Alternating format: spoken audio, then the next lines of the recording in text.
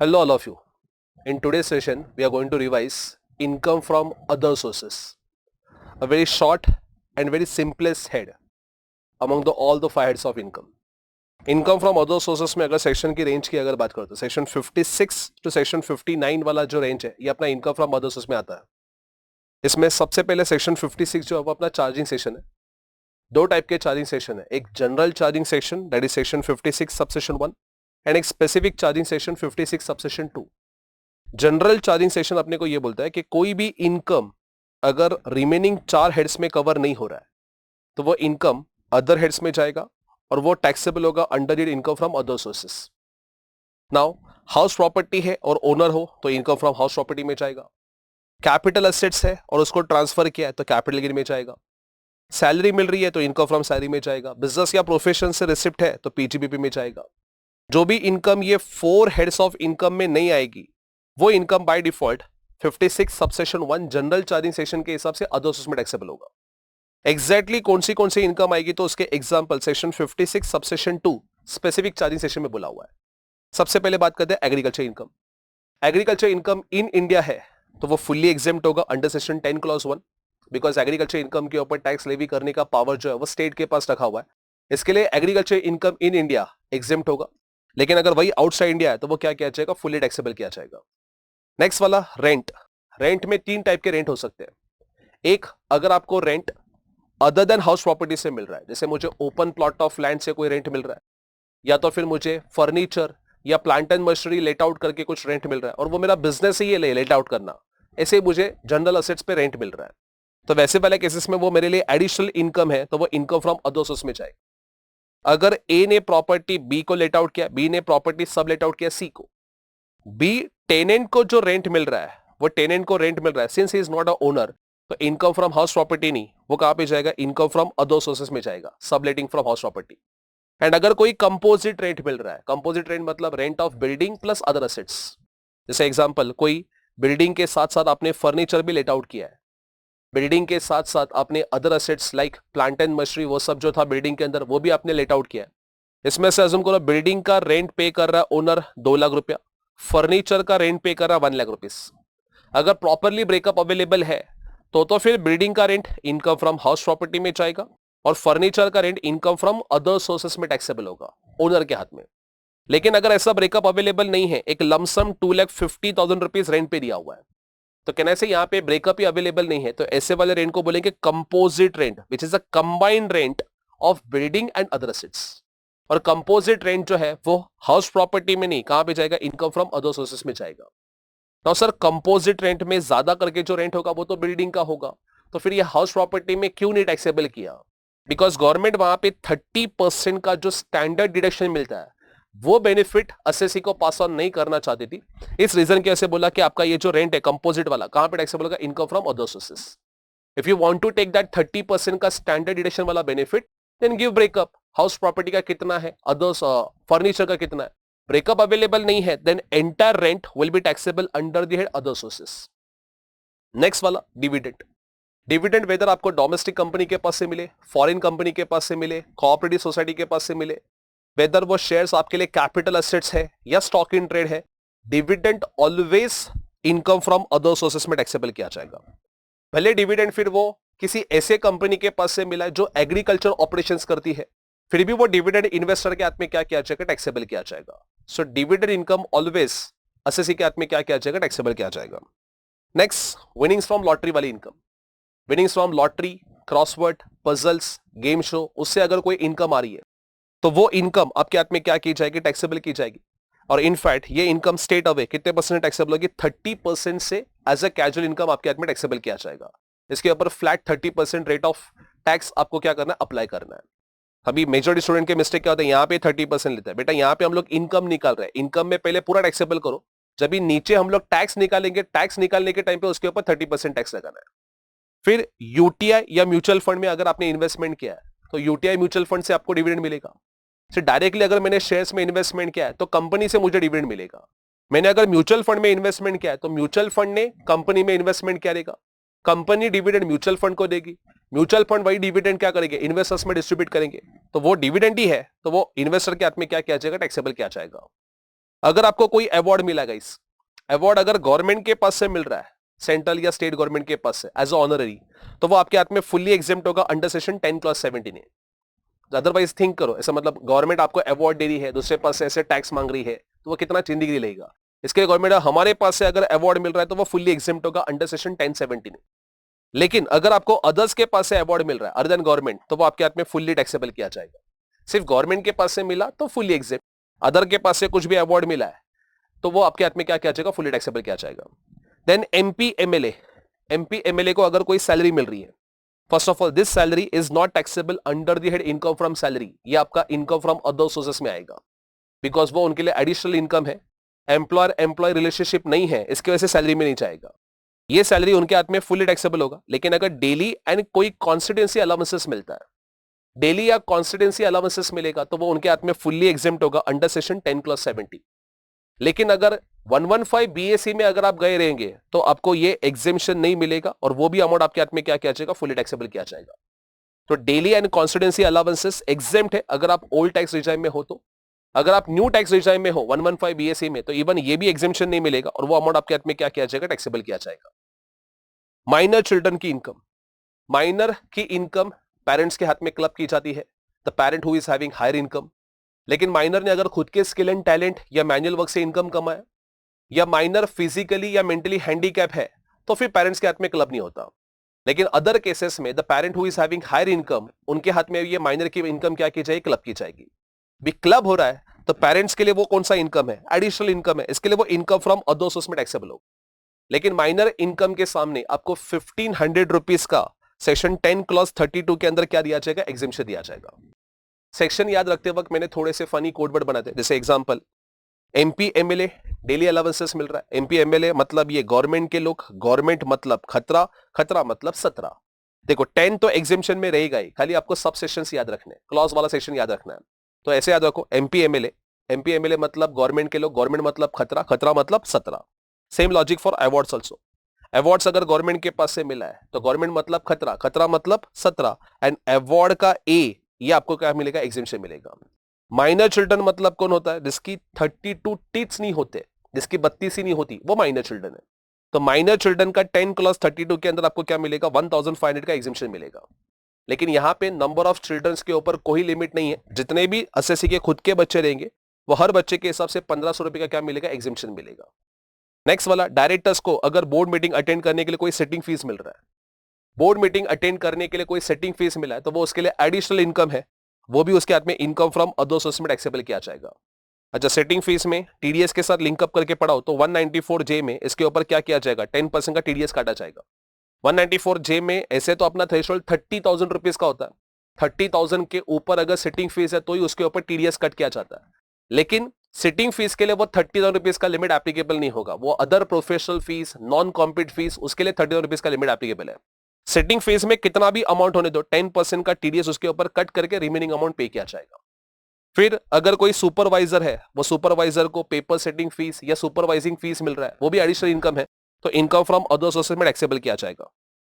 Family pension मिल रहा है after the death of employee, कोई एम्प्लॉय की डेथ हुई, एम्प्लॉय के डेथ के बाद उसके अभी भी पेंशन फंड में कुछ पैसा पड़ा हुआ है, वो पेंशन फंड का पैसा उसके फैमिली मेंबर्स या नॉमिनी को पे किया जा रहा है उसके डेथ के बाद, तो उनके लिए वो एडिशनल इनकम है, एडिशनल इनकम है, इसके लिए वो इनकम फ्रॉम अदर सोर्स में टैक्सेबल होगा।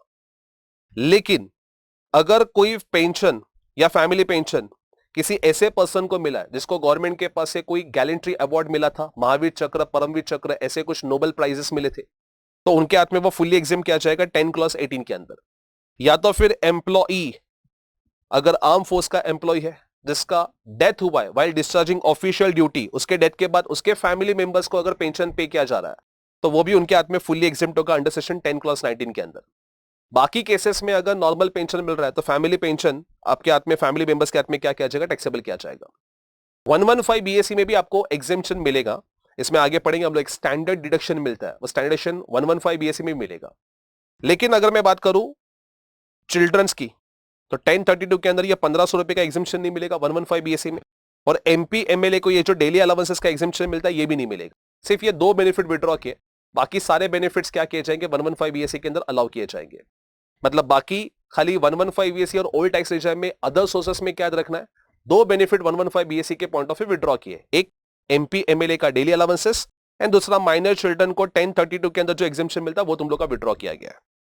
नेक्स्ट वाला अगर बात करो रॉयल्टी, रॉयल्टी अगर फुल टाइम ऑथर हो तो फिर पीजीबीपी में जाएगा, लेकिन ऐसे ही कैजुअली अगर आपको कोई कॉमिक बुक या ऐसे उसका कुछ रॉयल्टी मिल रहा है तो वो रॉयल्टी आपके हाथ में क्या किया जाएगा, इनकम फ्रॉम अदर सोर्सेज में टैक्सेबल किया जाएगा।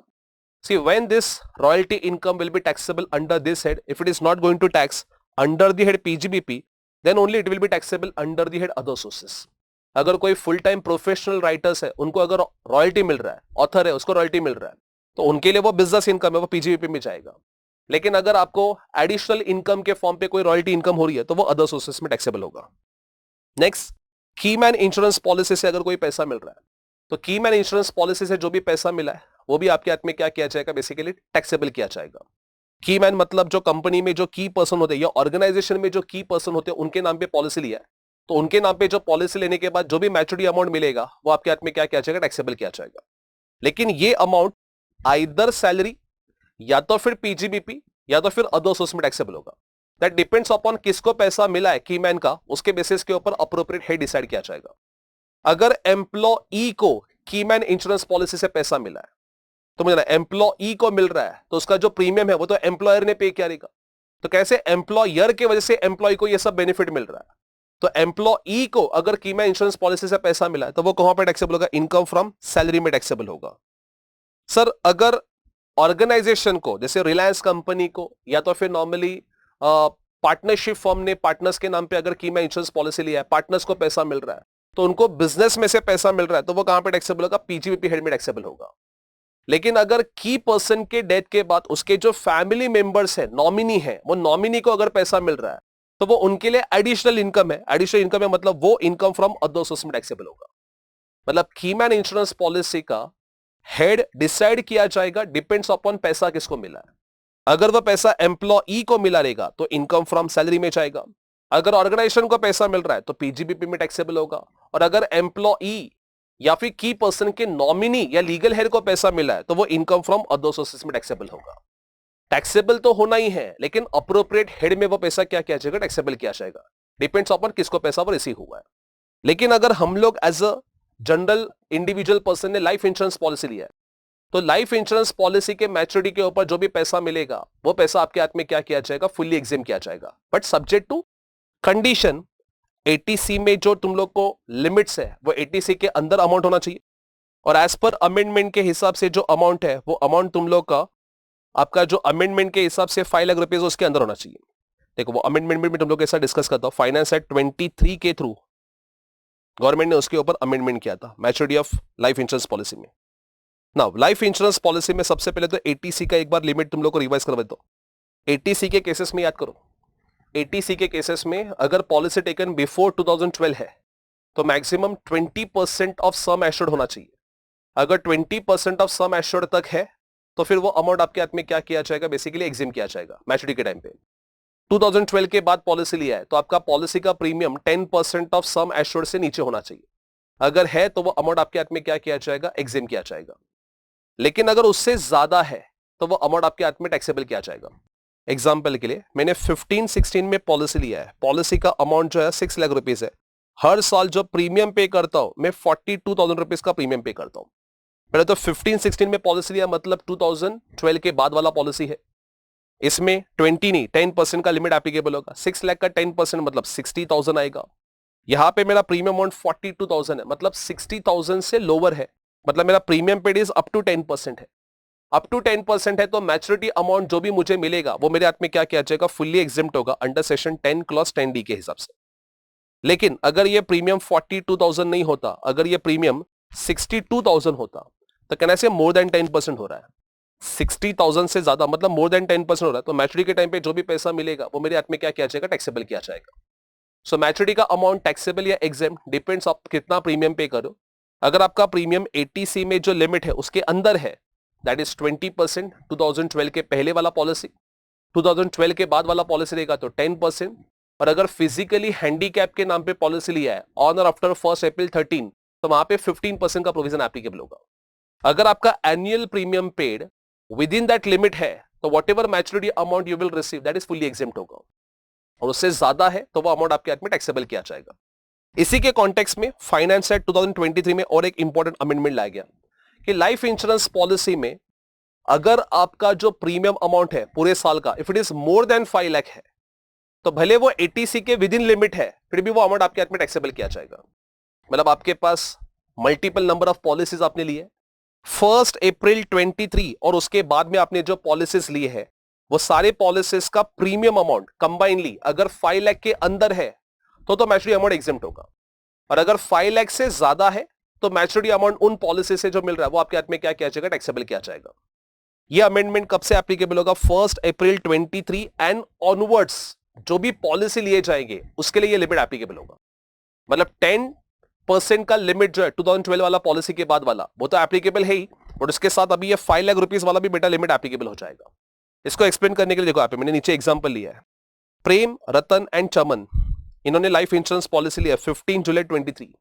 15 जुलाई 23 मतलब मैं बोलूं 1 अप्रैल 23 के बाद पॉलिसी लिया है। They do not have any other policy and do not intend to take any other insurance policy in future. Tax treatment आपको डिस्कस करने के लिए बोला है। प्रेम के केसेस में सम एश्योर्ड 40 लाख रुपीस है।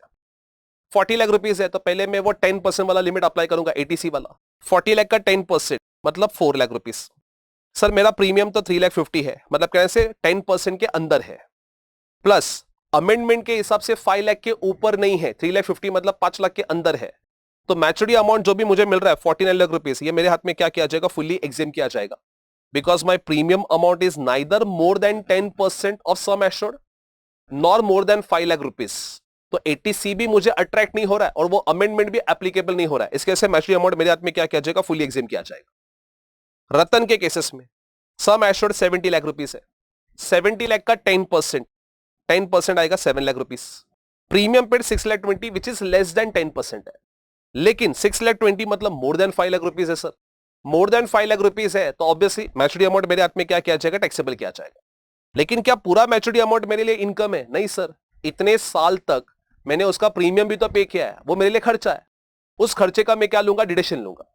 लेकिन इतने साल तक गवर्नमेंट बोलते हैं प्रीमियम पे किया, माना वो आपके लिए एक्सपेंसेस है, लेकिन LIC प्रीमियम का आपने 80C के अंदर क्या किया रहेगा, डिडक्शन भी तो क्लेम किया रहेगा। तो वो डिडक्शन तुम लोग को माइनस करना है, माइनस करने के बाद जो नेट प्रीमियम पे किया उसका आपको क्या मिलेगा, बेसिकली डिडक्शन मिलेगा। जैसे इस एग्जांपल में 6,20,000 हर साल प्रीमियम पे किया था, लेकिन 1,50,000 का हर साल डिडक्शन भी तो लिया था, तो 6,20,000 माइनस 1,50,000 हर साल मेरे पॉकेट से नेट 4,70,000 गया है। 4,70,000 इंटू कितना साल तक पे किया है, 10 ईयर्स, मतलब 47 लाख रुपीस पे किया है। 87 लाख रुपीस मैच्योरिटी अमाउंट, उसमें से मैंने 47 लाख रुपीस का नेट प्रीमियम पे किया है, तो 87 माइनस 47 करोगे, डिफरेंस अमाउंट 40 लाख। ये 40 lakh rupees as a income Ratan के हाथ में क्या किया जाएगा, टैक्सेबल किया जाएगा। सो सेक्शन 56 सबसेक्शन 2 क्लॉज 13 के हिसाब से टैक्सेबल है, लेकिन इनकम टैक्सेबल है, मैच्योरिटी अमाउंट ही। Maturity amount 87 lakh rupees taxable नहीं होगा, उससे जो इनकम आई, इनकम वो अमाउंट आपके हाथ में टैक्सेबल किया जाएगा। इनकम कैसे निकालोगे, मैं फिर से बोलता हूँ, मैच्योरिटी अमाउंट माइनस इतने साल तक जो आपने प्रीमियम पे किया वो माइनस किया जाएगा, डिफरेंस जो है वो डिफरेंस अमाउंट आपके हाथ में टैक्सेबल किया जाएगा। प्रीमियम पे करते वक्त ऑब्वियसली आपको नेट ऑफ डिडक्शन लेना है, 80C में जो डिडक्शन क्लेम किया तो वो माइनस करना है, एंड डिफरेंस वैल्यू का आपको क्या मिलेगा, डिडक्शन मिलेगा। चलो ये समझा है। तो चमन के केसेस में देखो, चमन 70 लाख का 10% 7 लाख, इसका तो 7,30,000 है, ले ये तो 10% ज्यादा है, और प्लस अमेंडमेंट के हिसाब से 5 लाख से भी ज्यादा है, तो मैच्योरिटी अमाउंट कहने से चमन के हाथ में टैक्सेबल होगा। चमन ने हर साल प्रीमियम पे किया 7,30,000 और डिडक्शन लिया 1,30,000 का, 730 माइनस 1,30,000 कितना आएगा, 6 लाख। 6 लाख का 10 साल तक मतलब 60 लाख रुपए का डिडक्शन लिया रहेगा, 60 लाख का डिडक्शन और 90 लाख रुपीस का मैच्योरिटी अमाउंट, डिफरेंस अमाउंट कितना आएगा, 30। तो 30 लाख रुपीस चमन के हाथ में क्या किया जाएगा बेटा, टैक्सेबल किया जाएगा। So this was amendment which was made by finance act 23। अभी का जो एग्जाम हुआ तो उसमें अभी तक अनटच है, तो आपके सितंबर 24 या तो फिर जनवरी 25 में इस कंसेप्ट के ऊपर क्वेश्चन पूछने के चांसेस प्रोबेबिलिटी थोड़ा बहुत ज्यादा रहेगा, तो आपको ये अच्छे से करके जाना है, ठीक है। तो ये था अपना maturity of life insurance policy के साथ हम लोग ने लाइफ इंश्योरेंस पॉलिसी का प्रोविजन भी पढ़ लिया। नेक्स्ट वाला, any interest receive from government due to delay in payment of compensation. जैसे याद करो, कैपिटल गेन में एक सेक्शन 45(5) है। 45(5) में गवर्नमेंट अगर कोई प्रॉपर्टी कंपलसरी एक्वायर कर दी है तो कंपलसरी एक्विजिशन के बाद गवर्नमेंट अपने को क्या पे करती है, कॉम्पेंसेशन पे करती है। वो कॉम्पेंसेशन अमाउंट आपके हाथ में कैपिटल गेन में टैक्सेबल होता है। लेकिन अगर आप कॉम्पेंसेशन से सेटिस्फाई नहीं हो, आप कोर्ट में गए, कोर्ट में जजमेंट आपके फेवर में दिया, कोर्ट ने आपके फेवर में जजमेंट देने के बाद एडिशनल कॉम्पेंसेशन अगर गवर्नमेंट डिले कर रही है, तो वो डिले पीरियड के लिए गवर्नमेंट आपको क्या पे करेगी? इंटरेस्ट पे करेगी। तो इंटरेस्ट अदर सोर्सेस में टैक्सेबल होगा, लेकिन उसके सामने आपको 50% का स्टैंडर्ड डिडक्शन मिलेगा and only remaining interest amount आपके हाथ में टैक्सेबल किया जाएगा। सेम फॉर कैपिटल गेन में एक सेक्शन था, section 51, forfeiture of advance money. Advance money अगर फोरफिट किया बिफोर 2014, उसको तो हम लोग कॉस्ट में से माइनस करते थे, लेकिन 1 अप्रैल 2014 के बाद जितना भी फोरफिट होगा एडवांस अमाउंट प्रॉपर्टी के रिलेटेड, तो वो आपके हाथ में फुल्ली टैक्सेबल किया जाएगा इनकम फ्रॉम अदर सोर्सेस में। फिर इंटरेस्ट इनकम है गाइस।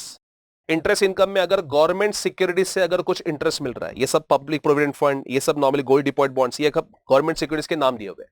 गवर्नमेंट सिक्योरिटीज के पास से अगर इंटरेस्ट मिल रहा है तो वो आपके हाथ में फुल्ली एग्जिम्प्ट होगा। इसमें पोस्टबा थोड़ा बहुत याद रखना, post office saving bank account. Post office saving bank account में एग्जेम्पशन मिलेगा, लेकिन मैक्सिमम 3,500 रुपीज का मिलेगा। 3,500 रुपीज तक अगर आपको कोई इंटरेस्ट मिला तो वो आपके हाथ में क्या किया जाएगा? फुल्ली एग्जिम किया जाएगा। बट ये 3,500 पर अकाउंट होल्डर के हिसाब से एग्जेम्पशन है। मतलब अगर हस्बैंड और वाइफ का जॉइंट अकाउंट है तो पर अकाउंट होल्डर को 3,500 रुपीज का एग्जेम्पशन मिलेगा एंड रिमेनिंग अमाउंट टैक्सेबल किया जाएगा। लेकिन इसके अलावा अगर अदर बॉन्ड से आपको ये मिल रहा है, डिबेंचर्स या बॉन्ड्स के पास से अगर इंटरेस्ट मिल रहा है, तो वो आपके हाथ में क्या किया जाएगा? फुल्ली टैक्सेबल किया जाएगा। सो गवर्नमेंट सिक्योरिटीज की वजह से अगर इंटरेस्ट मिल रहा है, लाइक पीपीएफ हो गया, पोस्टबा हो गया, गोल्ड डिपॉजिट बॉन्ड्स हो गया, तो वो इंटरेस्ट एग्जेम्प्ट होगा। लेकिन इसके अलावा अदर इंटरेस्ट मिल रहा है, FD interest, RD interest, saving bank interest, debenture या बॉन्ड्स का इंटरेस्ट, तो वो आपके हाथ में क्या किया जाएगा? फुल्ली टैक्सेबल किया जाएगा। खाली पोस्टबा के केसेस में लिमिट याद रखना, post office saving bank account में मैक्सिमम एग्जेम्पशन जो मिलेगा वो 3,500 का मिलेगा पर अकाउंट होल्डर के हिसाब से। फिर नेक्स्ट वाला जो प्रोविजन है दैट इज गिफ्ट वाला प्रोविजन, जो सबसे बड़ा प्रोविजन। गिफ्ट के केसेस में यहां पे मैंने ओवरऑल सारे गिफ्ट कवर किए।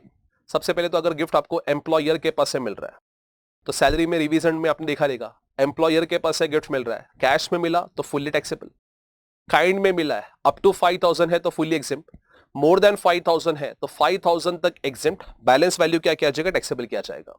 या तो फिर अल्टरनेटिव ट्रीटमेंट के हिसाब से अगर वैल्यू ऑफ गिफ्ट अगर मोर देन 5,000 है तो मोर देन 5,000 तो फुल्ली टैक्सेबल किया जाएगा। ये भी एक अल्टरनेटिव ट्रीटमेंट हो सकता है। अगर मुझे कस्टमर या क्लाइंट के पास से कुछ भी गिफ्ट मिल रहा है तो वो फुल्ली टैक्सेबल होगा अंडर द हेड पीजीबीपी। मुझे कोई भी एग्जेम्पशन नहीं मिलेगा, वो फुल्ली टैक्सेबल होगा अंडर द हेड पीजीबीपी। अगर कुछ भी कैश या काइंड में अगर क्लाइंट के पास से गिफ्ट मिल रहा है तो वो फुल्ली टैक्सेबल होगा। अब याद करो, इसको मैं अगर टीडीएस के साथ लिंक अप करूं, काइंड में अगर आपको गिफ्ट मिल रहा है या कैश में गिफ्ट मिल रहा है और वैल्यू ऑफ गिफ्ट अगर बिजनेस परचेज में मिल रहा है मोर देन 20,000 है तो सेक्शन 194R के हिसाब से उसके ऊपर 10% टीडीएस भी काटा जाएगा। मतलब जनरली अभी मुझे क्लाइंट के पास से गिफ्ट मिल रहा है, मैं तो डिस्क्लोज ही नहीं करूंगा गवर्नमेंट को इनकम, तो ये इनकम को हाईलाइट करने के लिए गवर्नमेंट ने बोला हुआ है कि पेयर को 20,000 से ज्यादा वैल्यू वाला अगर बिजनेस परक्विजिट्स है, बिजनेस बेनिफिट है, तो उसके ऊपर सेक्शन 194R के हिसाब से क्या किया जाएगा? 10% का टीडीएस भी काटा जाएगा। नेक्स्ट वाला, अगर रिसीव फ्रॉम अदर्स, किसी और के पास से गिफ्ट मिल रहा है, किसको गिफ्ट मिल रहा है? Any person, individual, HF, partnership firm, company, किसको भी गिफ्ट मिल सकता है। वो ट्रीटमेंट कहां पे जाएगा? Income from other sources.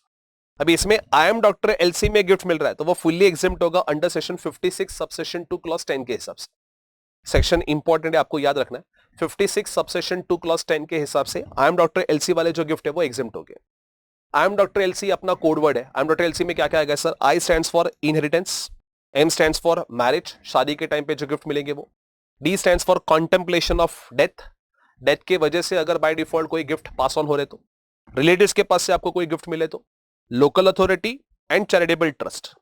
Charitable trust में रजिस्टर्ड चैरिटेबल ट्रस्ट होना चाहिए, या तो फिर जो रजिस्टर्ड एजुकेशनल इंस्टीट्यूशंस होते हैं या तो फिर हॉस्पिटल्स होते हैं, उनके पास से भी अगर कुछ गिफ्ट मिला रहेगा तो वो फुल्ली एग्जिम्प्ट होगा। आई एम डॉक्टर एलसी के पास से जो भी गिफ्ट मिला है, कैश में हो, काइंड में हो, कितना भी वैल्यू होने दो, वो आपके हाथ में क्या किया जाएगा? फुल्ली एग्जिम्प्ट किया जाएगा। मैं फिर से बोलता हूं, आई एम डॉक्टर एलसी में मैंने क्या क्या बोला? I stands for inheritance, M stands for marriage, D stands for death, R stands for relatives, L stands for local authority, C stands for charitable trust. भी तुम लोग बोलोगे सर रिलेटिव्स मतलब कौन कौन आएगा? तो रिलेटिव्स मतलब अभी जैसे एग्जांपल मेरे पॉइंट ऑफ व्यू बात करो तो मेरे केसेस में मेरे ब्रदर सिस्टर और उनके स्पाउस मेरे लिए रिलेटिव्स है। मेरी वाइफ मेरे लिए रिलेटिव्स होगा, वाइफ के ब्रदर सिस्टर और उनके स्पाउस जो है वो भी मेरे लिए रिलेटिव्स बनेंगे। हम दोनों के लीनियल असेंडेंट, दैट इज हम दोनों के पेरेंट्स, मेरे पेरेंट्स के ब्रदर सिस्टर मतलब चाचा चाची मामा मामी ये सब मेरे लिए क्या बनेंगे, रिलेटिव्स बनेंगे। वाइफ के पेरेंट्स मेरे लिए रिलेटिव्स है, लेकिन वाइफ के पेरेंट्स के ब्रदर सिस्टर वो मेरे लिए रिलेटिव्स नहीं है। उसके बाद में हम दोनों के ग्रैंड पेरेंट्स ये मेरे लिए रिलेटिव्स बनेंगे। ग्रैंड पेरेंट्स के ब्रदर सिस्टर वो अपने रिलेटिव्स नहीं है, सिर्फ ग्रैंड पेरेंट्स है वो अपने रिलेटिव कैटेगरी में कवर किए जाएंगे। और अगर असेसी और स्पाउस के कुछ अगर बच्चे रहेंगे और उनके स्पाउस है वो उनके लिए क्या बन जाएंगे, रिलेटिव्स बन जाएंगे। तो फिर से बोलता हूं, रिलेटिव्स में कौन कौन आएगा? सबसे पहले तो सेल्फ के केसेस में खुद के ब्रदर सिस्टर और उनके स्पाउस के ब्रदर सिस्टर और उनके स्पाउस भी कवर किए जाएंगे। फिर दोनों के इंडिविजुअल और स्पाउस के दोनों के पेरेंट्स के ब्रदर सिस्टर, स्पाउस के पेरेंट्स के ब्रदर सिस्टर कवर नहीं करना है। फिर दोनों के ग्रैंड पेरेंट्स कवर किए जाएंगे और दोनों के अगर कुछ बच्चे हैं और उनके अगर कोई स्पाउस है तो वो कवर किए जाएंगे। उसके अलावा मुझे पता सर कोविड के टाइम पे अगर कोई गिफ्ट मिले थे, कोविड के टाइम पे ये फाइनेंस एक्ट 2019 और वो टाइम पे नॉर्मली ये सब रिलैक्सेशन दिया था, आज की तारीख में रेलेवेंट नहीं है लेकिन फिर भी एक बार देख लेना। अगर कोविड के टाइम पे गिफ्ट मिले फैमिली मेंबर्स को, तो फैमिली मेंबर्स को अगर एम्प्लॉयर जैसे एम्प्लॉई की डेथ हुई तो एम्प्लॉई के डेथ के बाद बेचारे फैमिली मेंबर्स है उनका देखभाल करने के लिए कोई पैसे नहीं है ज्यादा, मतलब मेन अर्निंग मेंबर ही चला गया तो फैमिली मेंबर्स के पास ज्यादा पैसे नहीं है, तो एम्प्लॉयर क्या कर रहा है, एम्प्लॉई क्या फैमिली मेंबर्स को गिफ्ट दे रहा है, तो वो कितना भी अमाउंट होगा फुली एग्जेम्प्ट होगा। लेकिन अगर अदर देन एम्प्लॉयर कोई और पर्सन गिफ्ट दे रहा है, जैसे कोई वेल्दी पर्सन, कोई सेलिब्रिटीज ने पैसे दिए फैमिली मेंबर्स को, सोनू सूद ने पैसे दिए फैमिली मेंबर्स को, तो उसमें एक और मतलब एग्जेम्पशन मिलेगा, अप टू ₹10 लाख का एग्जेम्पशन मिलेगा। लेकिन ये सब में भी नाटक क्या था, ये कॉम्पेंसेशन जो है 12 मंथ्स के अंदर ही मिलना चाहिए। जैसे एम्प्लॉय का डेथ हुआ था उसके नेक्स्ट 12 मंथ्स के अंदर क्या मिल जाना चाहिए, वो कॉम्पेंसेशन मिलना चाहिए। और भी कई सारे कंडीशंस अटैच किए थे, जैसे एग्जांपल डेथ जो है वो डेथ तुम लोग का 6 मंथ्स के अंदर ही होना चाहिए। जैसे कोविड डिटेक्ट हुआ, कोविड डिटेक्ट होने के बाद 6 मंथ्स के अंदर ही डेथ होना चाहिए। डेथ कोविड के वजह से ही होना चाहिए, ऐसे नहीं कि नॉर्मली नेचुरल डेथ है, कोविड के वजह से ही बेसिकली डेथ होना चाहिए। ये सब सारे कंडीशन है, आज की तारीख में रेलेवेंट नहीं है, इसको तुम लोग पार्ट को स्किप करोगे तो भी चल जाएगा। आपको जनरल गिफ्ट और वो सब प्रोविजन याद रखने हैं। Now back to that chart. मुझे बना आई एम डॉक्टर एलसी में गिफ्ट मिलेगा तो वो आपके हाथ में क्या किया जाएगा, fully exempt. I am doctor L C के अलावा आपको फ्रेंड के पास से गिफ्ट मिले, मतलब नॉन रिलेटिव्स के पास से अगर कुछ गिफ्ट मिले, तो कैश में अगर गिफ्ट मिले पूरे साल में जो aggregate value of cash gift receive up to 50,000 है तो फुली एग्जाम्प्ट होगा। मोर देन 50,000 है तो फुली टैक्सेबल होगा। देखो एम्प्लॉयर के केसेस में अपना 5,000 रुपीज का लिमिट होता है, लेकिन अदर सोर्सेस में अपना 50,000 रुपीज का लिमिट है। तो अगर पूरे साल में aggregate value of cash gift receive up to 50,000 है तो फुली एग्जाम करेंगे। मोर देन 50,000 है तो वो आपके हाथ में फुली टैक्सेबल होगा। उसके बाद में मूवेबल एसेट्स, मूवेबल एसेट्स में सबसे पहले जो डेफिनेशन देखो, मूवेबल एसेट्स में क्या क्या कवर होगा, shares, securities, virtual digital assets जैसे क्रिप्टो और वो सब हो गया, वो कवर किया जाएगा। Jewellery, bullion, diamond, precious stone, metals and डब्सा। डब्सा का कोड वर्ड में डी स्टैंड्स फॉर ड्राइंग आएगा, P stands for painting, S stands for sculptures, A stands for any work of art, any work of art या archaeological collection, तुम लोग जो antique चीजें होते हो वो बोल सकते हो। सो ये चीजें ही सिर्फ मूवेबल एसेट्स के डेफिनेशन में कवर किए जाएंगे। कौन से बोला मैंने, shares, securities, VDA, virtual assets, jewellery, bullion, diamond, precious stone, metals and डब्सा। डब्सा में D stands for drawing, P stands for painting, S stands for sculptures and any work of art या archaeological collection। इसके अलावा और कोई भी movable assets नहीं है। यहां पे ICI क्या करता है, जानबूझ के तुम लोग को बोलेगा लैपटॉप दिया, मोबाइल फोन दिया, कार दिया गिफ्ट में और वैल्यू मोर देन 50,000 बताएगा। स्टूडेंट ने अगर कैजुअली उसको मोर देन 50,000 देके टैक्सेबल किया तो गया, बिकॉज मूवेबल एसेट्स के अंदर डेफिनेशन में कार या तो फिर मोबाइल फोन या तो फिर लैपटॉप वो सब एसेट्स है ही नहीं। अगर आप ध्यान से देखोगे तो जो डेप्रिशिएबल एसेट्स है वो नहीं, सिर्फ एप्रिशिएबल एसेट्स को कवर किया है। कार हो गया, मोबाइल फोन हो गया, फिर उसके बाद में लैपटॉप हो गया, these are the movable assets, but वो डेप्रिशिएबल मूवेबल एसेट्स है, गवर्नमेंट ने उसको कवर ही नहीं किया, सिर्फ एप्रिशिएबल मूवेबल एसेट्स को डेफिनेशन के अंदर कवर किया गया है। तो ये मूवेबल एसेट्स अगर आपको मिले तो दो केसेस हो सकते हैं। गिफ्ट मतलब एक पूरा फोकट में मिला वो तो गिफ्ट है ही, लेकिन अगर विदाउट एडिक्वेट कंसिडरेशन मिला, इनएडिक्वेट कंसिडरेशन, वो भी गिफ्ट है। जैसे अगर किसी स्टूडेंट को सितंबर 24 या तो फिर मई 25 में एग्जाम में टैक्स में सपोज 90+ मार्क्स स्कोर किया, तो मैंने खुश होकर अपना ब्रेसलेट उसको गिफ्ट में दिया, ना ब्रेसलेट गिफ्ट में दिया। पहले बोला ब्रेसलेट गोल्ड का, क्या ये मूवेबल एसेट्स है? Answer is yes. ब्रेसलेट की वैल्यू जो फेयर मार्केट वैल्यू है, क्या ये अप टू 50,000 है या मोर देन 50,000? मोर देन 50,000 है, तो वो स्टूडेंट के हाथ में क्या किया जाएगा, टैक्सेबल किया जाएगा। अगर सब ब्रेसलेट की वैल्यू अगर 30 या 40,000 रुपीज होती तो लेस देन 50 है तो वो फुली एग्जाम्प्ट किया जाता। लेकिन 1,20,000 ब्रेसलेट की value which is more than 50,000 है, तो पूरा 1,20,000 क्या किया जाएगा, टैक्सेबल किया जाएगा। ऐसा नहीं कि 50,000 तक एग्जेम्पशन है, देखो ना फुल्ली टैक्सेबल लिखा है, यहाँ पे कोई अल्टरनेटिव व्यू नहीं है। Value of movable asset receive अगर मोर देन 50,000 है तो वो आपके हाथ में क्या किया जाएगा, फुल्ली टैक्सेबल किया जाएगा। इनएडिक्वेट कंसिडरेशन है, मतलब सपोज ए ने शेयर्स बी को बेचे, market price of shares, fair market value of shares assume करो 3 लाख रुपया है, लेकिन बेचा अज्यूम करो 2 लाख रुपीस में, तो अपना डिफरेंस 1 लाख रुपीस का कहने से डिस्काउंट मिला है।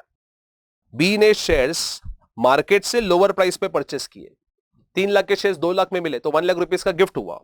गवर्नमेंट क्या बोलता है, गिफ्ट है, गिफ्ट में अगर अप टू 50,000 होता तो हम लोग उसको फुल्ली एग्जेम करते हैं, मोर देन 50,000 है तो वो 1 लाख रुपीस भी बी के हाथ में क्या किया जाएगा, फुल्ली टैक्सेबल किया जाएगा। अभी तुम लोग बोलेगे सर वो थोड़ी ना गिफ्ट है, मतलब उसको भी हम लोग गिफ्ट ही मानेंगे। अगर मार्केट प्राइस से लोअर प्राइस पे अगर आपने कोई चीज परचेस की है तो उसको भी हम लोग गिफ्ट ही मानेंगे।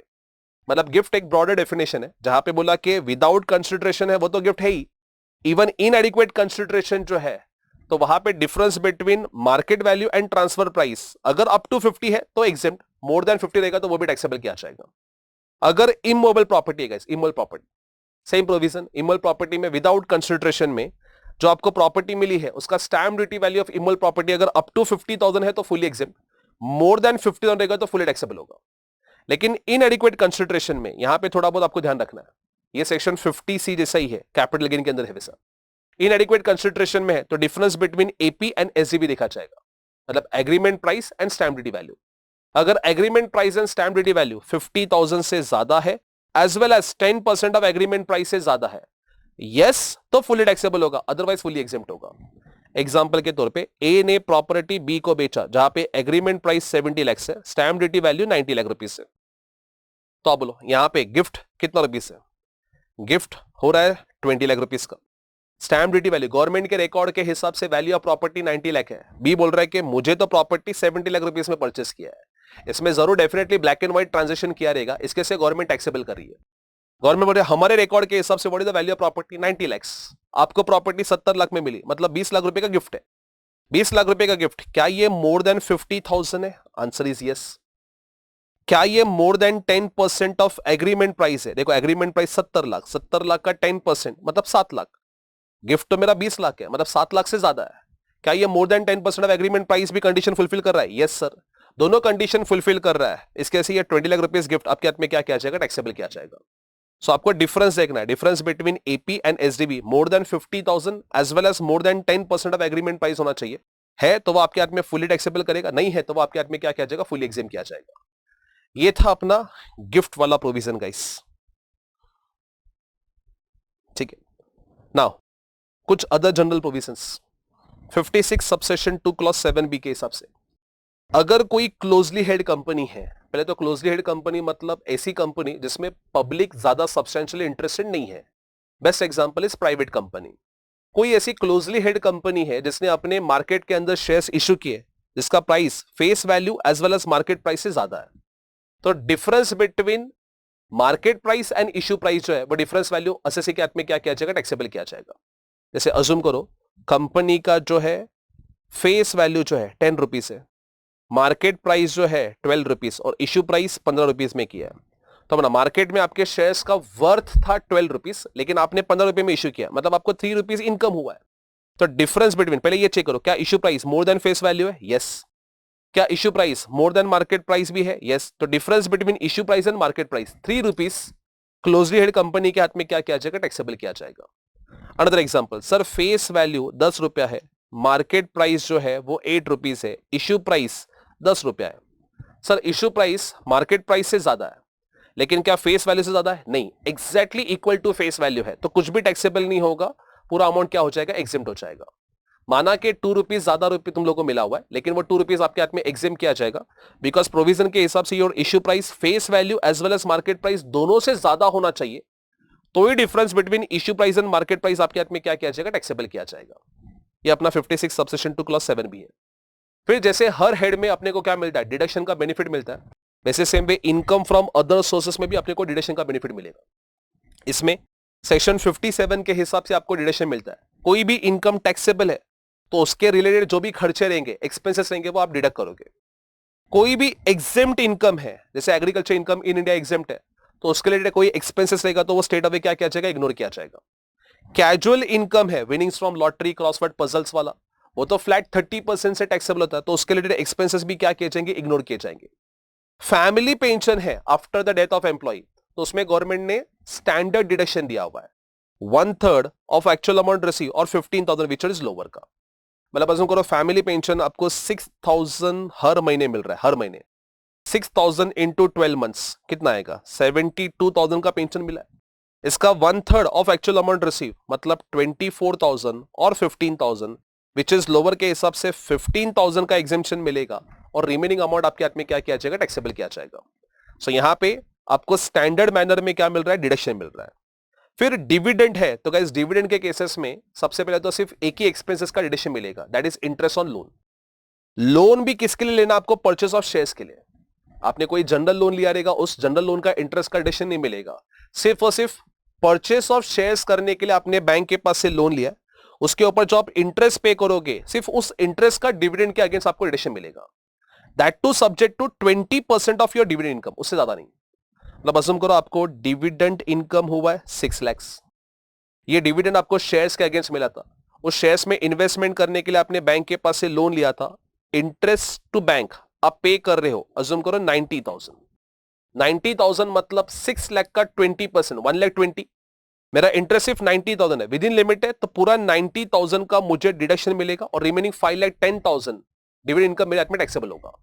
लेकिन अगर इंटरेस्ट अमाउंट 90,000 नहीं सर 1,50,000 होता, 6 लाख का 20% 1,20,000, मेरा डिविडेंड का इंटरेस्ट अमाउंट जो है वो 1,50,000 है, 1,50,000 मतलब मोर देन 1,20,000 है, तो मुझे सिर्फ 1,20,000 का ही एक्सपेंसेस का डिडक्शन मिलेगा और रिमेनिंग 4,80,000 मेरे हाथ में क्या किया जाएगा, टैक्सेबल किया जाएगा।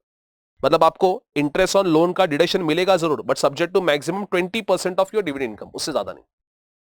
इसके अलावा अगर क्वेश्चन में कुछ भी अदर एक्सपेंसेस दिए रहेंगे like bank charges, bank collection charges, तो वो स्टेट अवे आपको क्या करना है, इग्नोर करना है। बिकॉज मैं पहले ही बोल चुका हूं कि डिविडेंड के केसेस में सिर्फ interest on loan which was taken to purchase shares, उसी एक्सपेंसेस का आपको डिडक्शन मिलेगा, अदर कोई एक्सपेंस का डिडक्शन नहीं मिलेगा। फिर next section 58 that is expenses disallowed, इसको थोड़ा पीजीबीपी के साथ लिंकअप करके पढ़ना। मुझे पता सर कोई भी एक्सपेंसेस अगर आपका पर्सनल नेचर का है तो उसका आपको कोई डिडक्शन नहीं मिलेगा। कोई एक्सपेंसेस आपने पे किया है without deducting TDS, without deducting TDS अगर आपने पे किया है तो पहले ये चेक करो कि आपने पेमेंट किसको किया है। If you are making payment to resident without deducting TDS, so 30% of expenses क्या किए जाएंगे, डिसअलाउड किए जाएंगे। सी अगर आपने रेसिडेंट को पेमेंट किया विदाउट डिडक्टिंग टीडीएस, तो वैसे वाले केसेस में जो भी आपने पेमेंट किया उस पेमेंट का 30% ऑफ एक्सपेंसेस क्या किया जाएगा, डिसअलाउड। और अगर आपने नॉन रेसिडेंट को पेमेंट किया है विदाउट डिडक्टिंग टीडीएस, तो फिर पूरा 100% डिसअलाउड किया जाएगा। सेम प्रोविजन अपना पीजीबीपी में भी है सेक्शन 40 सबसेक्शन ए के अंदर, वैसा ही प्रोविजन सेक्शन 58 के अंदर इनकम फ्रॉम अदर सोर्स में भी है। लेकिन ये सब प्रोविजन कभी एप्लीकेबल होगा अगर आपने भी टीडीएस नहीं काटा है और सामने वाले पेई ने भी गवर्नमेंट को टैक्स पे नहीं किया है, तो फिर गवर्नमेंट को टैक्स नहीं मिला है, इस रीजन कैसे ये 30 या 100% डिसअलाउड किया जाएगा। मतलब सर अगर मैंने टीडीएस नहीं काटा, ठीक है मेरी गलती, लेकिन मैंने पेई के साथ फॉलोअप किया, बोला कि चुपचाप गवर्नमेंट को टैक्स पे कर देना, उसने टैक्स गवर्नमेंट को पे कर दिया है, तो कहने से गवर्नमेंट को तो टैक्स मिल गया ना, मैंने टीडीएस नहीं काटा लेकिन सामने वाले ने गवर्नमेंट को टैक्स पे कर दिया है, तो फिर ये सब कुछ डिसअलाउड प्रोविजन एप्लीकेबल नहीं होंगे। लेकिन अगर मैंने भी टीडीएस नहीं कट किया और सामने वाला भी गवर्नमेंट को टैक्स नहीं पे कर रहा है, तो गवर्नमेंट को रेवेन्यू का लॉस हो रहा है, वहां पे आपको 30 या 100% क्या किया जाएगा, डिसअलाउड किया जाएगा। नेक्स्ट, रिलेटिव्स को अगर आप कोई पेमेंट कर रहे हो उसमें ऑफकोर्स जितना भी रीजनेबल अमाउंट रहेगा उतना ही अलाउड किया जाएगा। एक्सेस अमाउंट अगर कुछ पे किया तो वो क्या किया जाएगा, डिसअलाउड किया जाएगा। बिकॉज रिलेटिव्स को जानबूझ के कहना से आप एक्सेस अमाउंट पे करने की कोशिश करोगे to increase your expenses to minimise your tax liability. इसके लिए गवर्नमेंट बोलते हैं जो रिलेटिव्स को पेमेंट कर रहे हैं रीजनेबल अमाउंट जितना है मार्केट वैल्यू के हिसाब से उतना ही हम लोग अलाउ करेंगे। कुछ एक्सेस अमाउंट पे किया रहेगा तो वो क्या किया जाएगा, डिसअलाउड किया जाएगा। ये सेम प्रोविजन पीजीबीपी में था अगेन सेक्शन 48(2) के अंदर। Same way expenses in cash या बेरर चेक या अकाउंट पे चेक वाले, अकाउंट पे चेक, बेरर चेक या कैश में अगर 10,000 के ऊपर आपने खर्चा किया है तो वो भी आपका खर्चा क्या किया जाएगा, डिसअलाउड किया जाएगा। मतलब उस खर्चे का आपको बेनिफिट नहीं मिलेगा। 10,000 तक कैश में करो, किस में भी करो, लेकिन 10,000 के ऊपर है तो अकाउंट पे ही क्रॉस चेक में पेमेंट होना चाहिए, ऑनलाइन ट्रांसफर होना चाहिए, आरटीजीएस, एनईएफटी, डेबिट कार्ड के थ्रू पेमेंट होना चाहिए, यूपीआई के थ्रू पेमेंट होना चाहिए। बाकी अगर कैश, बेरर चेक या अकाउंट पे चेक से पेमेंट किया रहेगा तो वो भी एक्सपेंसेस क्या किया जाएगा, डिसअलाउड किया जाएगा। और कैजुअल इनकम का तो मैं ऊपर ही बता चुका हूं, कैजुअल इनकम रिलेटेड कुछ भी एक्सपेंसेस रहेंगे तो वो एक्सपेंसेस क्या किया जाएंगे, डिसअलाउड किया जाएंगे। अगेन ये 10,000 वाला लिमिट वाला सेम अपना सेक्शन 48(3) में था पीजीबीपी के अंदर। मतलब मैंने बोला ना, ये एक्सपेंसेस जो है डिसअलाउड वाले, ये सेम पीजीबीपी वाले एक्सपेंसेस है, वहां से तुम लोग लिंकअप करके यहां पे पढ़ सकते हो। Next last section, section 59, that is about deem income. ना डीम इनकम के केसेस में जैसे एक्सपेंसेस का कोई भी आपने डिडक्शन लिया सेक्शन 57 के अंदर, कोई भी एक्सपेंसेस का आपने क्या लिया, डिडक्शन लिया है, और डिडक्शन लेने के बाद वही एक्सपेंसेस अगर आपको फ्यूचर में रिकवरी हो रहा है तो वो रिकवरी अमाउंट आपके हाथ में क्या किया जाएगा, टैक्सेबल किया जाएगा। मतलब कोई भी एक्सपेंसेस का आपने पहले सेक्शन 57 के अंदर क्या लिया था, डिडक्शन लिया था, फ्यूचर में वही अगर एक्सपेंसेस आपको क्या हो रहा है, रिकवरी हो रहा है, रिकवरी हो रहा है मतलब ऑब्वियसली वो आपको एडिशनल इनकम हो रहा है। अज्यूम करो आपने 3 लाख रुपए का एक्सपेंस का डिडक्शन लिया था, उसमें से 20,000 रुपए आपने रिकवर किया, मतलब आपके लिए नेट एक्सपेंसेस तो 2,80,000 ही था, लेकिन आप डिडक्शन तो पहले पूरा 3 लाख रुपीस का ले चुके हो, तो ये जो 20,000 रिकवरी हो रहा है ये आपके हाथ में एज ए डीम इनकम मान के क्या किया जाएगा, टैक्सेबल किया जाएगा। So any expenses for which deduction claim earlier, subsequently अगर वो अमाउंट रिकवरी हो रहा है तो वो रिकवरी अमाउंट आपके हाथ में क्या किया जाएगा, टैक्सेबल किया जाएगा। ठीक है, then next section 8 talks about taxability of dividend. Dividend taxable कैसे किया जाएगा, तो अगर इंटरिम डिविडेंड है, मतलब 2 एजीएम के बीच में अगर डिविडेंड मिल रहा है तो जब भी वो रिसीव होगा रिसिट बेसिस के ऊपर टैक्सेबल किया जाएगा। एजीएम में जो डिविडेंड डिक्लेयर किया जा रहा है that is called as final dividend, तो जैसे ही डिक्लेयर किया अक्रूअल बेसिस के ऊपर वो डिविडेंड आपके हाथ में टैक्सेबल किया जाएगा। और जो डीम डिविडेंड है सेक्शन 222A से लेके 222E तक, वो डिविडेंड आपको डिस्ट्रीब्यूशन बेसिस, जैसे आपको डिस्ट्रीब्यूट किया जाएगा तभी आपके हाथ में क्या किया जाएगा, टैक्सेबल किया जाएगा।